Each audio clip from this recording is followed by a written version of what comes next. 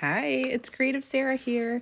I want to show you a really cool pumpkin project. We're going to use our woven plaid transfer.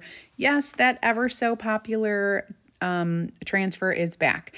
So I am going to sand this little baby pumpkin. That's all I'm doing. I'm just roughing it up, making it look real rustic. I'm going to add some little bitty ribbons and jute, and that's it. So easy. The pumpkin sanded with a little bit of embellishments. Look how cute this is.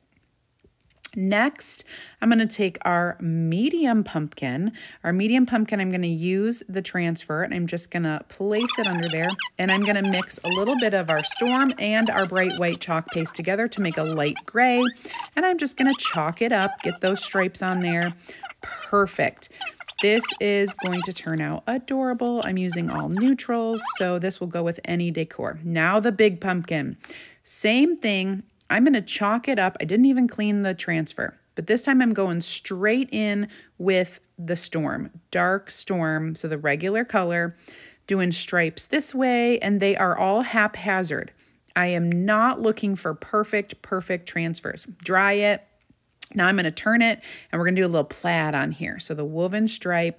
Now I'm doing, again, straight up storm chalk paste with the stripes, and I'm making a plaid pattern.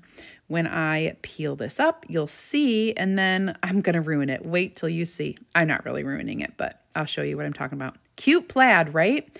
Well, let me go back to our medium. This one's drying. And we'll get that dry, and then I'm going to rough it up with our electric sander. It's a little bit different. Now I'm going to dry the big one. This one, now I'm going to go over with some white chalk paste and totally cover up all the work that I just did. Ha ha ha. Don't worry, it's going to come out amazing. So after I'm done with that, we got to dry the whole thing, and then I'm going to take a little sanding block to it. Hand sanding is best for this. I'm just kind of sanding off some of that white. You can kind of see right there. Get a little bit more sanded on here, and the finished product is so cool, you guys. It is worth it.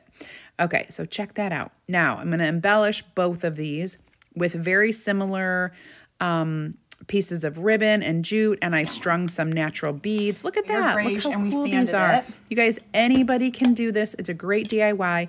Make sure you're following me. Check out CreativeSarah.com for more ideas and inspiration. So and of course, go ahead and comment VIP so you can get into my free group.